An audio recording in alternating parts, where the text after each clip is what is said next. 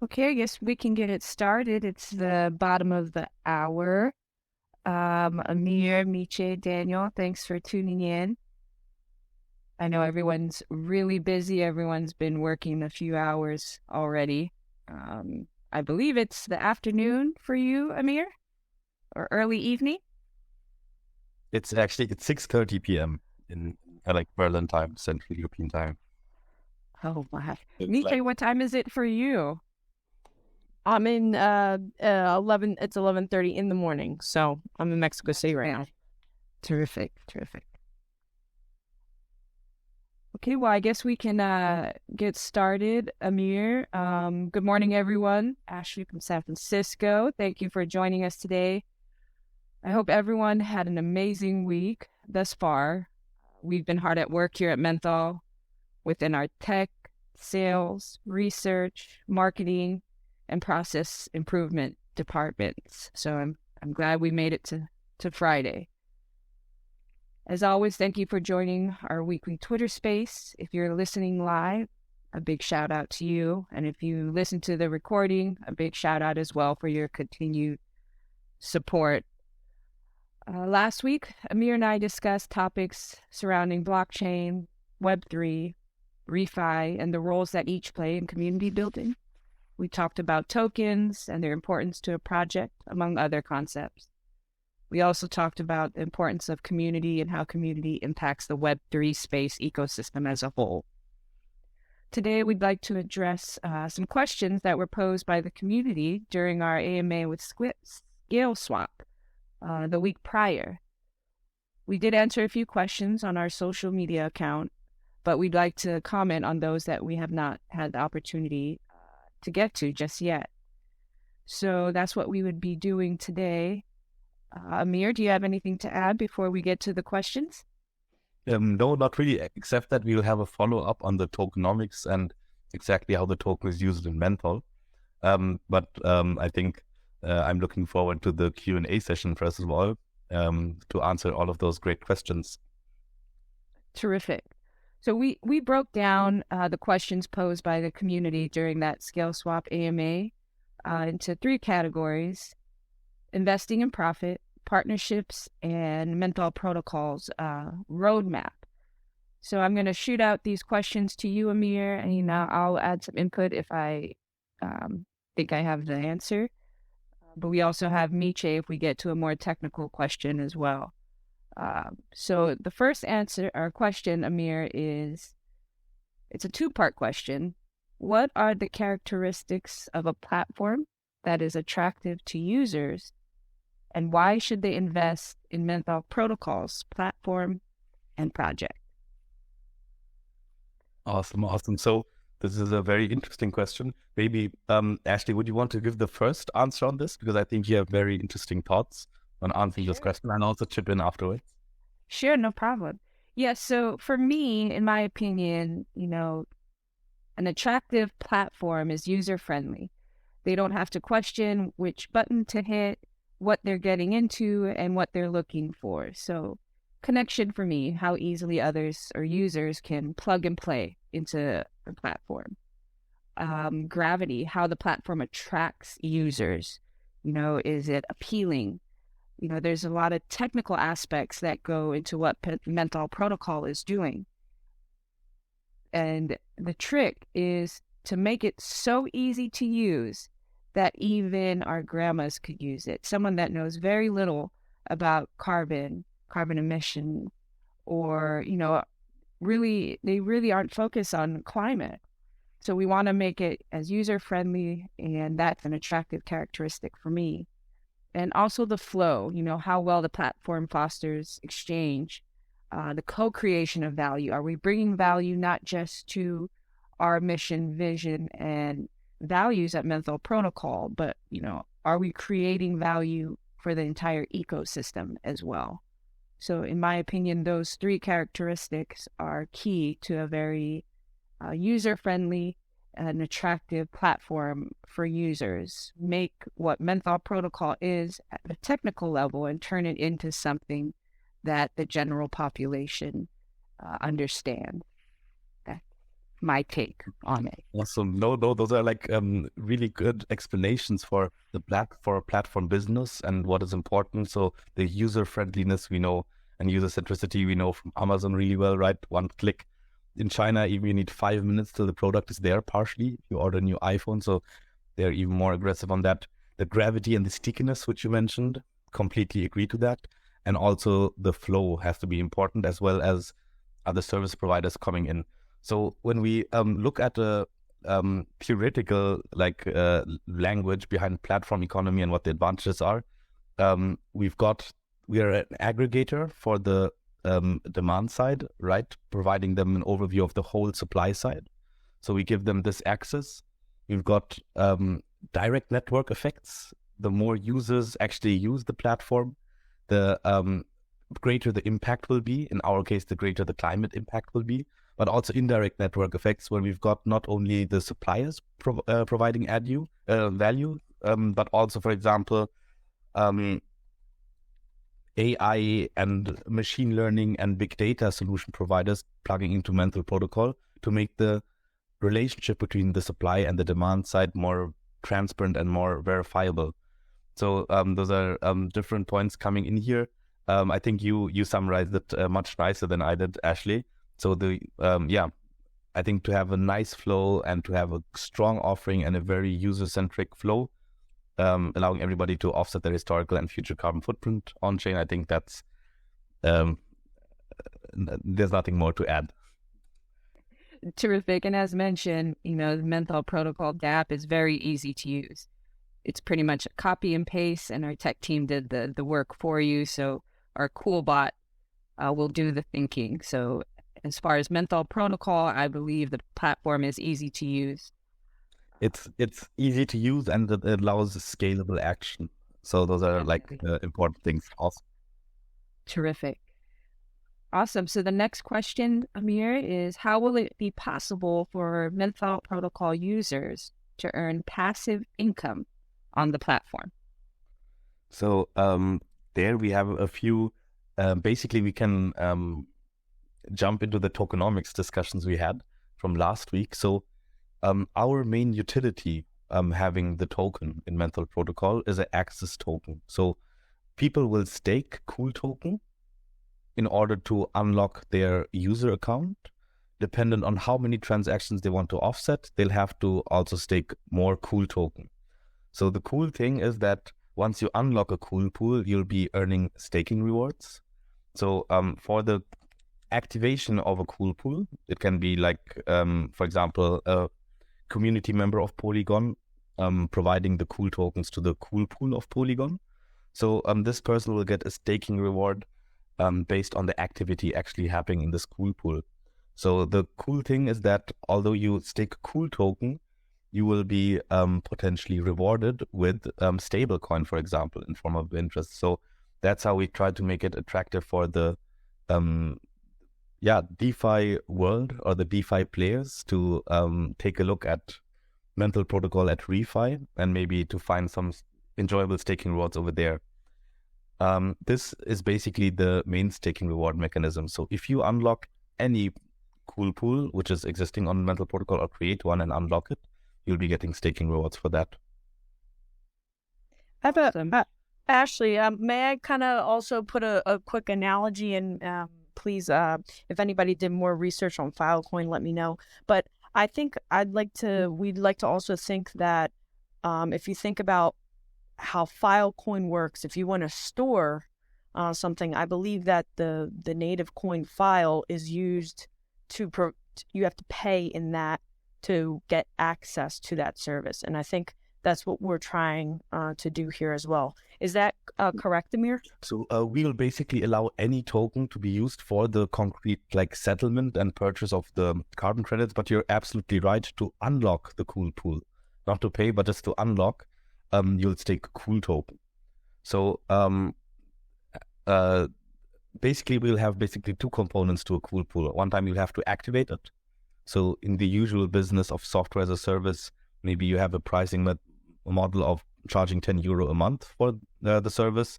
Instead of that, we'll just ask the people to buy cool token, to stake the cool token in the cool pool, And if they don't want the service on this cool pool anymore, they can sell it off. But Yep. then we will have the cool pool holding liquidity. This liquidity can be, for example, Matic token from Polygon, or it can be directly the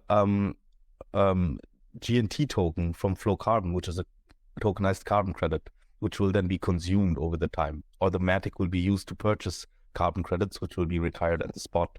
So this as a small comment, basically, on the cool pools and what you stake.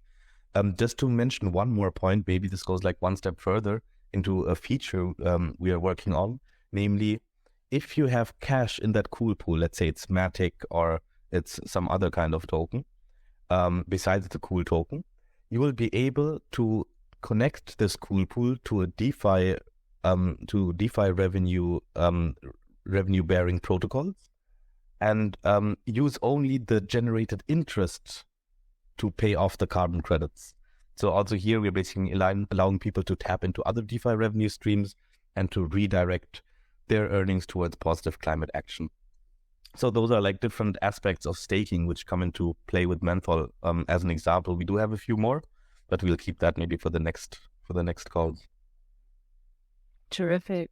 Great analogy, Miche. Thank you. Yeah, thank you. The next question, Mir, surrounds insurance on user funds. Does Menthal Protocol have insurance on user funds? If not, why? Awesome. Very good question. Also a very guiding question. So we've actually been taking a look into that, but we will be providing more information on the exact insurance which we will have. There are different solutions out there. Yeah, so we will update you on that, but this is an important point which we also have on our to-do. Terrific. And where will the project's profits come from? Awesome. So basically there are different revenue models which can apply over here. So in the beginning, following a market penetration strategy, we will not incur any costs around our services. But as the time goes and we, as well as any other project, have to become profitable and revenue generating at some point, we will consider following options to create revenue. As we are a platform and we are in charge of the transactions of the supply and demand side, having a turnover there, we can take a cut of that turnover. So that would be a very small cut, which the DAO, Menthal's DAO, would basically decide on this exact parameter and would be able to adjust that. So besides having a small percentage, we also have another option which we can do on top of it, or basically only the second option. This would be taking a cut of the DeFi revenues which each cool pool creates. So we would take a small cut of the DeFi revenues happening over here to finance Menthal Protocol and the vision of making sustainability affordable, accessible, and integrated into everybody's life. The third option is actually negotiating better prices with our supply side and passing over one part of the saving to our demand side, being an aggregator for impact tokens. And one part of the saving we can use as internal profit, so to say. So there are different models around here. They can be DeFi, they can be stemming from the normal revenue fee. There are also other pricing methodologies we looked at, but those are the top three we're looking at to implement maybe in, I would say, rather 2 years than 1 year. Awesome. Thank you, Amir. We're going to move on to the next set of questions, and it surrounds partnerships. Question posed is, can you tell us about your partnership strategy to strengthen and develop the Menthal Protocol ecosystem? And what important partnerships have you signed so far? And what are your most focused areas? Okay, 3 questions in one. Amir, sorry about that. No worries. Just like a small side note, Fighters, happy to have you here and join us, Fighters gang. If you have any question you'd like to pose, we're just going over a few questions asked by the Scale Swap community in our last AMA, but happy to have you add in a question over here. So regarding the partnerships and our strategy, again, we come and take a look at the perspective of a platform business serving multiple sides, namely the demand side, purchasing impact tokens, and the supply side. If we take a look at the supply side, we are starting with tokenizers of carbon credits. So we don't go to projects which do not have a tokenized solution in between. We go and basically partner with the tokenizers of impact tokens, as we want to create the best solution for them serving their customers. This was very important from the get-go. Also for market entry strategies, it's good to have a strong and close relationship with the suppliers. The second part, the demand side, we've got partnerships basically looking at two market segments. We've got the Web3 market segment consisting traditionally of B2B and B2C. B2B, Web3 would be networks as the biggest B2B partners, then one step below the dApps. On the B2C side, we're talking about individual wallet users. So we are concentrating our solution heavily on Web3 in a first step, but have already started conversations and are eager to venture out into the non-Web3 B2B and B2C. So I personally come from the non-Web3 B2B.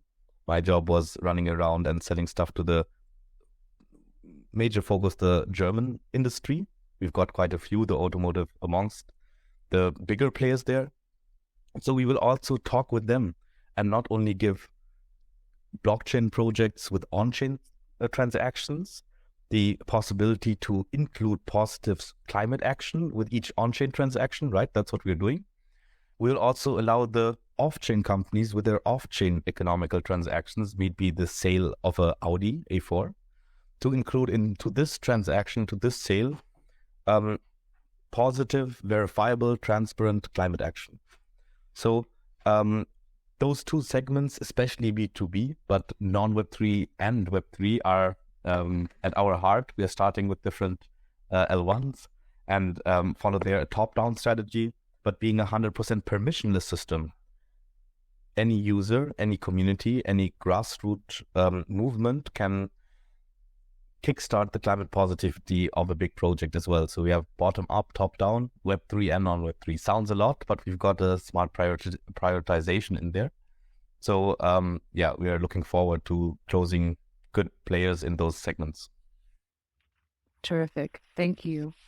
The next question surrounds nonprofit organizations. States, I see that you have been collaborating with nonprofit organizations that have been trying to protect nature for decades. What do you pay attention to when collaborating with a company or organization?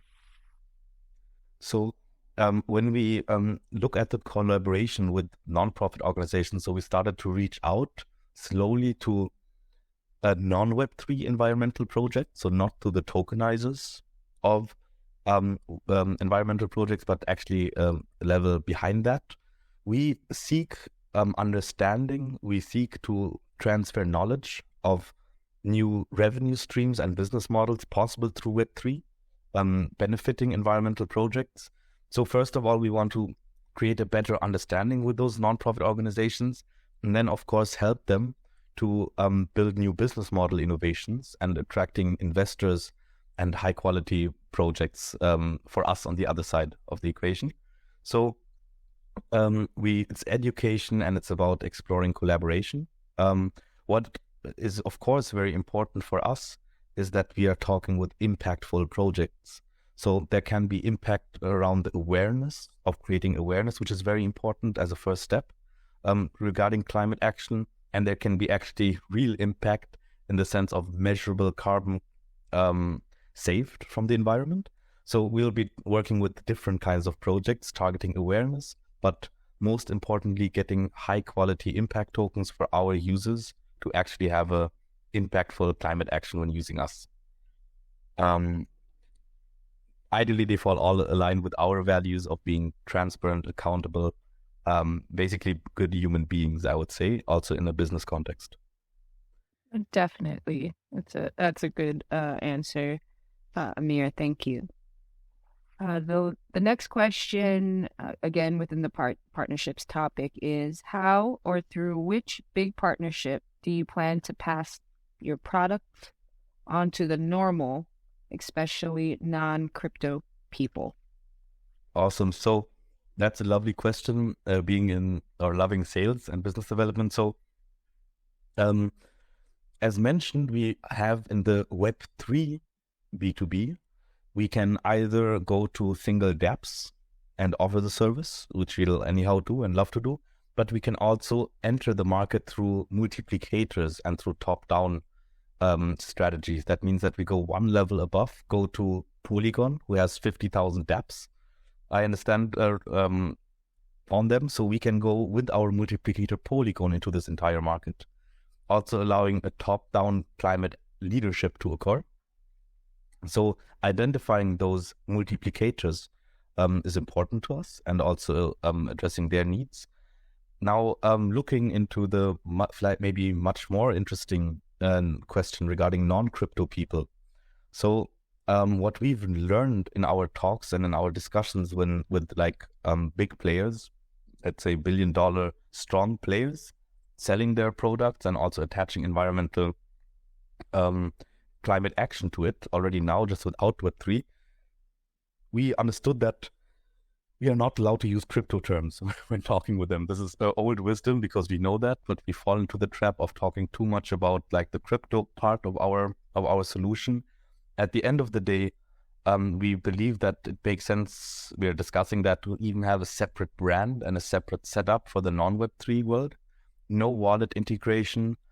They should not even hear anything about crypto. That will come in the second step when we educate them on how they, and that's the value proposition, reach transparent, verifiable, and customer engaging automated climate action. So this is the value proposition when talking with non-Web3 companies, which we offer. We allow them to build climate action and social action into each economic transaction they have in a transparent, verifiable, and customer engaging way, levels up to what they're used now. So it's like stating the value proposition in a different way, maybe even creating a different brand and additional services to not let them think about a wallet or anything like this, if we're actually just trying to bring them, climate action. So this was a answer on this interesting question. Yeah. May I add just a quick 15-second note on here as well, Ashley and Amir? Please do so. And also Daniel and our listener Fanzi, feel free to drop in with questions. Thank you for joining in. Sorry, Mitch. Yeah. Yes, please also feel free to tune in, everyone else as well.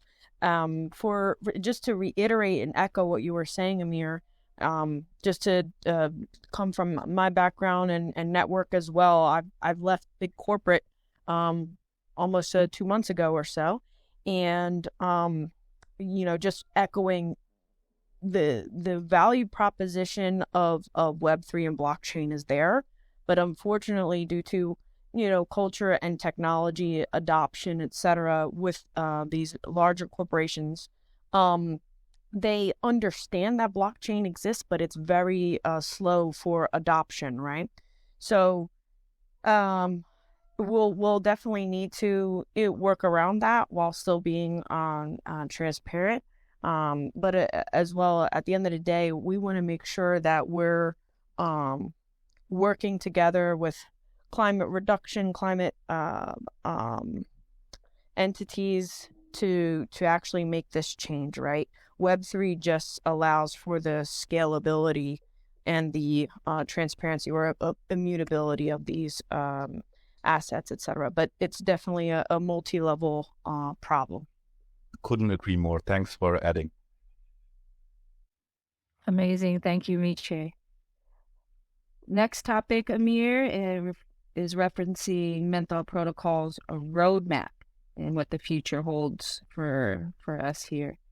First question is, could you please tell us about upcoming roadmap and events, and what are your priorities this year, and where do you see your project in the next 5? Awesome. So we don't have too many months left, right, this year. 2 months left. We've been working hard this year, all towards actually next month, because that's when we have our beta version 1 release, We already have it active in internal circles for a while. We're updating some features, fixing some bugs, also having our audit process in the progress. So the next month basically is one milestone. That's end of November. We'll have our beta version 1 release. We have one really exciting news here. So we will do some more noise this year for sure. We are working together with the Next Block Expo, which is the second biggest event in Berlin for crypto, on making it the first climate positive Next Block Expo. So we are going to create a cool pool for them, and we'll allow any attendee who's coming there, any organization or individual, to come and to actually offset their carbon footprint in a transparent, verifiable way through our cool pool. So basically, we'll modify our cool pool a bit and allow people to donate money into it, so we can keep track of this cool pool of this event and actually hope, together with the participants and our suppliers whom we're involving over here, to have a climate positive event. We'll see the results, but yeah, that's the exciting thing. At this event, Next Block Expo, we will be having a stand, we will be having a workshop, we will be having a podium discussion. We, by coincidence, met the Tom, one of the lovely founders of Next Block Expo. In case you're hearing in, warm and cool regards. Thanks a lot. We had the option of discussing with him the participation of the refi space, as they were not so represented over there, as it falls in with our basically beta version 1 release. This was a great coincidence that we do not only have a green-hearted friend in Tom, co-founder of Next Block Expo, but yeah, also innovative spirit. So we're looking forward to this this month. We're having several marketing campaigns around it, and are excited to our beta version 1 release. So version 2 will be end of next month, of the following month, so in around Christmas time. So we'll have the beta version 1 and version 2 with a focus over here, and onboarding partners. So that's basically, that will be the end of the year and also the beginning of next year. If we take a look at the 5 years plan, it would be nice for as many individuals and organizations, especially organizations, not only to find themselves on Menthal Protocol in our search engine, where we will as a default show different, starting with Web3 projects and their carbon footprint, but then go to non-Web3 organizations. So they find themselves there. Everybody can find them over there on this list, showing them in a priority according to their climate positivity rank. So the most climate positive projects will be at the top. We'll celebrate the leaders. So having as many organizations, not in Web3, but in real world on that, and as many individuals. We didn't discuss our B2C strategy. We can do that in the next step. Yeah, that would be lovely to have as many of them and to be the go-to platform for automated sustainability. Again, we are here just an access tool. We give access to the entire innovation of the refi landscape and their products. We're just an easy way to access it. So that's on the 5 years plan. Awesome. That's a great segue into the next question, Amir. And the question is, what is your plan for global expansion? At present, which regions are you focusing on? So one thing which comes along over here, our team is so international. So by house, if we start translating into different languages just with our team members, that would be probably enough. I believe there are different, very important markets, and we have to always have a global strategy with, let's say, local marketing activities unfolding. Europe is, of course, very important. Having our strong, let's say, backbone in Turkey, with many menthols being in Turkey, we'll definitely want to also take a look at that market very closely. We'll also be looking at LATAM. We'll also be looking at US. We basically will also be looking at Asia. So those are like not nonsense plans. There are different agencies out there and partners locally who will help with different marketing efforts. So together with our partner Republic, we're already working on a global marketing strategy and tapping into those regions actually. So yeah, also looking forward with the team to travel across the world and and spread the word where needed. Awesome. So global expansion for sure in time. So we hopefully scale. Fighters, did you have a question you'd like to pose? Yeah, hello. Hi, everyone. Danny from Ferguson. Mic check, can you hear me? Yes, we can hear you. Yeah, Hello. definitely. Yeah, okay. I have a question. I was looking through your website and find out something that I want to ask you about it. A cool pool. What is the cool pool? And Awesome. That's a great question. So a cool pool is our main product, which we offer. So a cool pool is an account where Polygon as a network or an app, a dApp, or an individual user wallet can create a cool pool. That's a user account on Menthal Protocol. The cool pool has three things: your carbon footprint data, your sustainability setting. Do I want to be 100% carbon neutral or 200% climate positive? And the third thing is it holds funds, it holds liquidity in order to act upon the climate setting you chose, 200%, and offset respective your carbon footprint measured. So basically a cool pool represents yourself with your carbon footprint, and it gives you the option for our automated end-to-end solution where you basically offset your historical and future carbon footprint with a few clicks. Please challenge me. Maybe it's a little bit late on Friday and I'm not explaining it so well. But was it clear to understand what a cool pool is? yeah, exactly. I totally get it. Awesome. So basically in the cool pool, you can, for example, then further choose many more settings. In the advanced settings, you can choose, okay, do I want to have a carbon credit to offset my stuff? Do I need a renewable energy credit to offset my stuff? Do I maybe also want to, in future, have a social impact token? So this cool pool represents, as a company, your corporate social responsibility and your climate action. So that's basically the gist of it. And I have another question. Please. Go deeper. Definitely. Explain how it works, actually. Yeah. There are three steps. How it works. So basically, the first step is calculating the on-chain emissions of that cool pool. So a cool pool can be, for example, a Uniswap cool pool. You just copy-paste the smart contract of Uniswap into the cool pool so we can measure the carbon footprint. And that's the first thing we do. We measure the carbon footprint. The second part is we curate high-impact tokens. So what are good quality environmental projects where you donate money to? The third thing is that we basically, in an automated way, every day or every week, calculate carbon footprint and then purchase curated impact tokens in order to make yourself carbon neutral or climate positive. So are you familiar with the carbon credit offsetting market? If I may ask, or shall I just explain it very shortly? No. I've just read some articles about it, and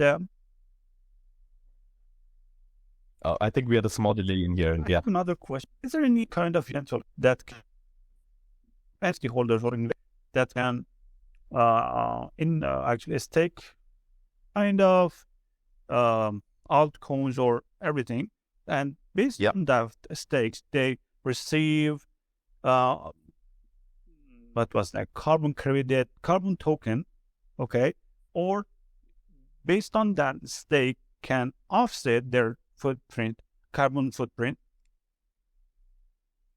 So the signal was a little bit bad, but I'll just answer your question from what I understood. Yes, it's possible that you basically put money, whatever altcoin, into the cool pool, and the cool pool will be able, as a feature, to tap into DeFi revenue streams, and then we can only use the interest from the DeFi revenue streams to purchase the carbon credits. So you never use your $100 which you put into the cool pool, you just use the interest coming from that. Was that your last question? Yeah, exactly. Awesome. And how about that? is there any kind of utility offset? I don't know, Menthol has it or not, that you stake your altcoin, Ethereum, or everything, and you receive carbon credit token. That's a very good point. So far, we've got it in our design in a way where, like, there are two options. Either you retire that carbon credit and basically put that on your climate account. Say, hey, I've retired 1 ton of carbon credit, so I'm allowed to pollute 1 ton of CO2. If you take the reverse logic for what I've basically emitted. The second option is that we will allow the people not to retire the carbon credit right away, but to actually have it in their wallet. So this is a second option, which is possible. And is it possible that they can sell it in the market? Yes. This is like basically the whole advantages of bringing this asset to the Web3 market. So we've got all this DeFi let's say innovations, as well as decentralized exchanges where you can sell it off or buy from. So yes, the carbon credits, they're like tradable, liquidable assets. Exactly. Like we always push for like the main reason to buy it. Like one can actually, today I had a podcast with BTC Echo, the German news paper, and we were discussing seeing carbon credits as an investment class as well. So this is also all possible theoretically, as one sees like a big price increase over the next years. As the demand is growing for those assets, the market should grow from 7 billion to 200 billion from now basically to 2050. That's the time frame of this growth. So there's also, and there's a shortage on the supply side. So that's why there's a price increase expected very strongly by basically all studies you look at. But what we basically want to do in a first instance is have people actually not trade them, but actually offset them, use that to offset their own carbon footprint. But having this talk with you maybe brings us into the direction of also seeing it more as an investment product. Although this is not the primary case of Menthol, we're like an offsetter. But thank you for those good questions. They will like help us think a bit more in this direction. Yeah, thank you so much, Amir, for the great answers. And a pleasure. A pleasure. Thank you, Sunny, for your questions. It helps us as well in our, approach. Exactly. We have 2 more questions, Amir. I know we're going a little bit over, so I'm going to combine both of them so we ensure that we address all the AMA questions from the Scale Swap interview. This has, again, we're in the roadmap section. Are there plans to expand to areas such as NFT, Metaverse, GameFi, at Menthal Protocol, and what are our long-term marketing plans?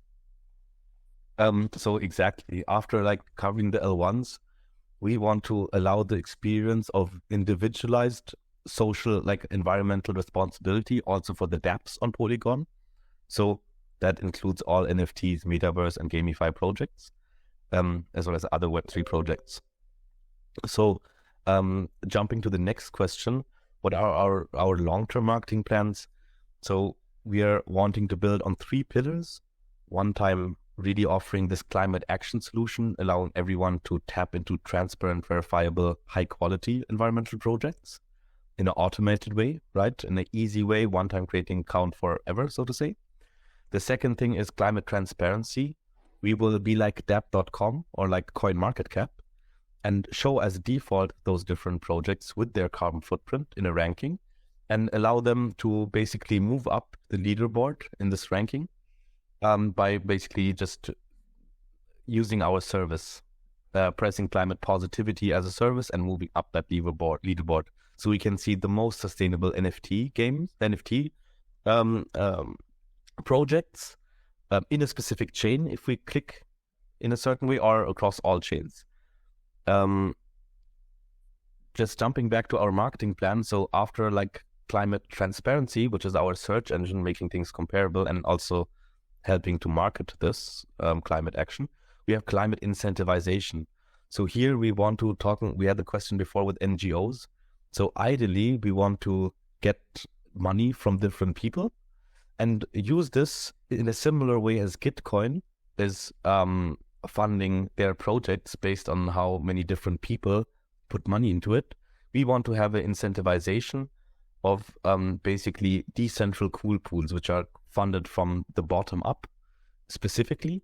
So when someone does something good and puts money into a cool pool for a specific project, we want to top onto it. So incentivize this behavior. Those are three, let's say, pillars of our marketing and value propositions.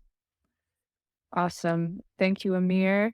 I believe we've made it through all the questions. So thank you for answering them.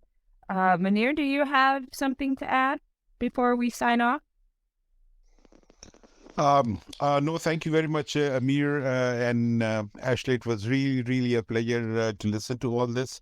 The questions coming from fighters actually helped me understand things better. So no questions at that this time, but very, very, very nice talk. Thank you. Awesome. Sounds good. Thank I you. also see that Daniel and G entered. I think we didn't say hello to you before. So if you have a question and want to bring something up, happy to jump into it. I think if not, we are about to shut down today's Twitter space and start the weekend, at least here in Berlin. I agree. So thank you, everyone, for joining. Thank you, Sunny, for your questions. It looks like we have a lot of the Menthol team here as well. Miche, thank you for your insight and expertise as always. I think Daniel wants to ask a question. Oh, yes, go ahead, Daniel. Hi, thanks. Dan here. I'm engineer in Berlin, so hope we bump into each other at some point. Exactly. Thanks for tuning in, man. And will you be for the next Blog Expo next month here? Then we'll be there to have a ticket. Yeah, I'll be there, so I'll hopefully see you there. Awesome. Just so this is a really nice intro to me for Menthol. It's very interesting. My question is how you see kind of you fitting into the Lego pieces of refi. Like I see that you work with the likes of Toucan and Moss and so on. Can you kind of summarize how you see these different Lego bricks kind of fitting together? Yes. So basically, what we want to do is exactly for those partners you mentioned and also other tokenizers of impact tokens. We want basically them to have an excellent tool, excellent protocol to interact with their customers. So we basically have a demand-sided automation platform connecting both sides. And that's the value which Toucan and Flow Carbon and Moss get from us. So we bring them this platform which automates their customer experience or automates the job of the customer. Like the customer usually will have to calculate, will have to curate and purchase carbon credits. So it's like a lot of hassle involved there. So we automate this thing. So our job is therefore to make it as easy for anybody to build in refi Legos, right? Like tokenized carbon credits into their product into a very seamless and easy way. That's basically our job. So was that a good answer? Very good. Thanks.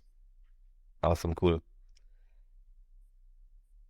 And just like sharing the experience over here, one could think, hey, we are like competitors and they don't want us to work on their demand side, right? But the fact is that they're basically all building infrastructure for tokenization. They welcome players like us working on different solution parts. So besides the overwhelming collaboration you have in Web3 in some circles, we have a really overwhelming collaboration in the refi space. That's really cool. That's it from my side.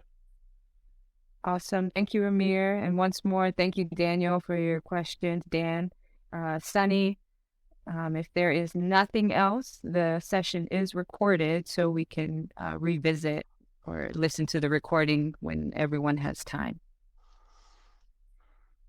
Thank you so much. Awesome space.